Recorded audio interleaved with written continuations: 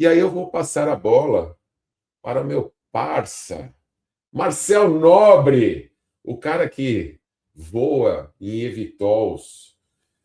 Fala, parça, como é que foi o fechamento da nossa missão? Bom dia, foi épico, né, Renato? Para quem não sabe, né, para quem mora numa caverna e não sabe ainda, o Trends News fez a primeira missão ao South by Southwest esse ano e foi uma coisa incrível, né, cara? Porque mais do que curadoria de palestra, essas coisas e tudo mais, está criando-se uma comunidade em volta, né? Muita gente acha que o South by Southwest é uma seita, e é mesmo, né? No nosso caso, seita cheque, seita cartão de crédito, seita qualquer coisa ali, né, Nossa. Renato? Mas Lançando a missão porque 27, né? a gente está lançando a missão 27 e foi muito legal. A gente teve mais ou menos umas 60 pessoas ontem lá na Prave, né, na Brívia, com o evento do um espaço, né, dos nossos parceiros ali, do Rodrigo e do Fábio, né, que convidaram a gente para fazer lá na casa. E, pô, foi incrível, assim, todo mundo elogiou muito, não só pela qualidade do conteúdo, que foi muito relevante, pela dinâmica, mas como as pessoas se conectaram dentro do ecossistema e como é que esse tema South by Southwest movimenta, né, as pessoas e tudo mais, está criando-se uma comunidade em volta do festival já há algum tempo. Ó, temos uma camiseta aqui da missão, para quem não estava lá. Mas foi muito legal, Renato. E é isso mesmo, acho que só foi além de palestra, eu tive a oportunidade de experimentar na prática voar num eVTOL, né, ou eVTOL, para quem é gringo aí. Mas o eVTOL é um veículo de pouso e decolagem vertical elétrico, que já existe há muito tempo a tecnologia, e ele está passando por um processo agora de evolução e de aprovação no mundo inteiro. Para quem não sabe, esses veículos já estão sendo desenvolvidos há algum tempo. No Brasil, a gente tem um representante que é um dos principais players globais, que é a Embraer, através de um spin-off da Embraer, da EV Air Mobility, que já está aí com 2.900 pedidos. Ou seja, eles nem lançaram o produto ainda estão num protótipo funcional, completaram no dia 9 de abril agora 50 voos, que deu mais de 2 horas de voo, que é bastante. São esses veículos, eles são elétricos, então a bateria, eles voam numa altura ali que vai até 100 metros, o limite 300 metros, algumas aeronaves mais, mas a ideia é que eles voem numa altitude entre o final do topo dos prédios e o helicóptero, então vai existir um novo espaço aéreo. E a Embraer, pô, tá bombando nisso, já pegou 500 milhões de financiamento do Embraer, vai entrar em serviço a partir de 2027, já tem 2.900 aeronaves como pedido, já bucado, isso são 14 bilhões e meio de dólares para 30 clientes em mais de 13 países, e eles vão começar ainda esse ano a produção de protótipos para aprovação final, né? Vão ser 6 unidades usadas numa campanha de certificação junto à ANAC, né, a Agência Nacional de Aviação Civil, porque eles precisam aprovar também antes de entrar em operação. Vai ser produzido ali em Taubaté, com uma capacidade de 480 unidades por ano. A própria empresa já projetou que a frota mundial até 2045 vão ser de 30 mil unidades e uma expectativa de mais de 3 bilhões de passageiros vão ser transportados. E muita gente fala, pô, mas essa tecnologia já tem faz tempo, o porquê que ainda não descolou, né, não despontou. Tem uma distância entre quando você desenvolve a tecnologia e ela se torna em escala comercial, né, porque tem 4 fatores principais dentro desse mercado que tem que ser ultrapassados, tem que ser superados, né, então não é tão simples quanto só voar. Então tem a primeira parte, que é a certificação de aeronaves. Então eu voei num eVTOL que é para um passageiro só, o que vai acontecer, mas acho que demora um pouco mais, porque se a gente vai falar de mobilidade urbana, talvez faça mais sentido a gente ter um eVTOL para 2, 3 ou 4 passageiros, como o modelo da Embraer. Então, o modelo da Embraer é um pouco mais robusto, ele tem asas e tudo mais. Esse que eu voei não, são só hélices e tudo mais. Aí você senta num cockpit. Eu publiquei nas redes sociais, quem tiver interesse, dá um pulo lá, tá no histórico ali. Mas é um cockpit onde você senta, né? Eu passei por um treinamento durante 1 hora, que você assiste vídeos do que é a máquina, o que fazer, o que pode acontecer, módulos de segurança e tudo mais. Depois você tem acesso, o Renato participou desse treinamento comigo, depois você tem acesso aos equipamentos para você ver como é que é, depois você faz o treinamento dentro de uma cabine que simula uma cabine real com óculos de realidade virtual. Charles Schweitzer ia adorar, porque é tipo um game, né? E você faz. E engraçado que eu tive motion sickness treinando isso ali no virtual, mas na hora de pilotar mesmo não me deu nada, assim, foi super legal, mas me deu motion sickness ali na hora que eu estava pilotando. Para quem não sabe, motion sickness você tem, às vezes, quando você usa realidades imersivas, dá um certo enjoo, uma certa uma ânsia de vômito, ali uma vertigem, alguma coisa assim.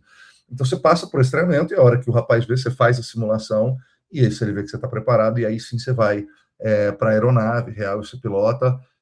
Obviamente todo mundo deve estar perguntando, pô, que legal, dá para fugir, né? Coisa de brasileiro, né? Vocês acham que ele ia deixar um brasileiro pilotar se não tivesse guardrail, gente? Que isso, né? Já pousaria no meio da cidade ali para fazer uma graça. Mas não, ele é super seguro, apesar de você olhar assim, parecer um octopus ali meio trambolhão, é super seguro, na verdade. Se você tem um mal súbito, alguma coisa, eles conseguem pousar em terra, né? Eles conseguem pilotar a máquina em terra. Como é um processo rápido de treinamento, é para você experimentar ali, são 3 minutos de sobrevoo ali no espaço. Então, você aperta um botão, ele decola sozinho, se aperta um botão, ele pousa sozinho. Deveria ser a parte mais legal, né, de você poder pilotar, mas eu acho que por questões de segurança.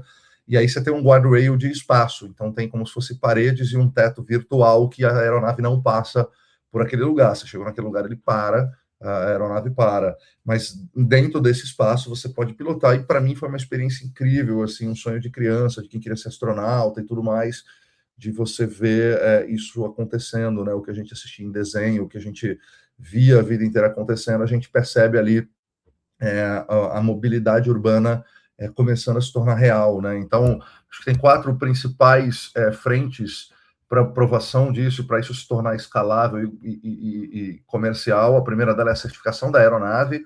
Então, imagina, você não pode estar passando em cima de uma avenida cheia de carros e a aeronave caída ali e causar uma tragédia. Então, esse processo ele é muito, muito criterioso e muito seguro, o qual a IV10 da Embraer já está passando por esse processo de certificação, já tem essas 2.900 unidades pedidas mesmo sem ter certificação.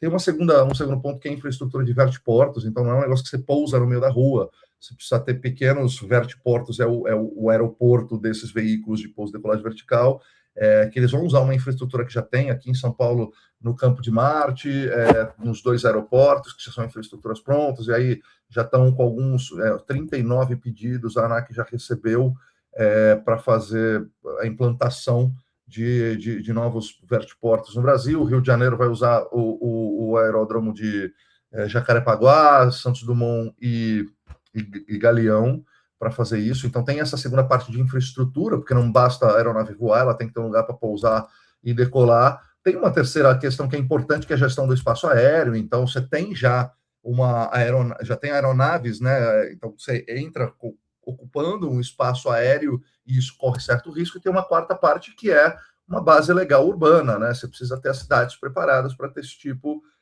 de aeronave, e isso precisa estar integrado. Então, isso entra como uma lógica, só para a galera entender, isso não entra, entra como um padrão aeronáutico, não como uma lógica de aplicativo de Uber, que basta você ter a aeronave, bota ali e coloca no aplicativo. É uma lógica de uma aeronave, né?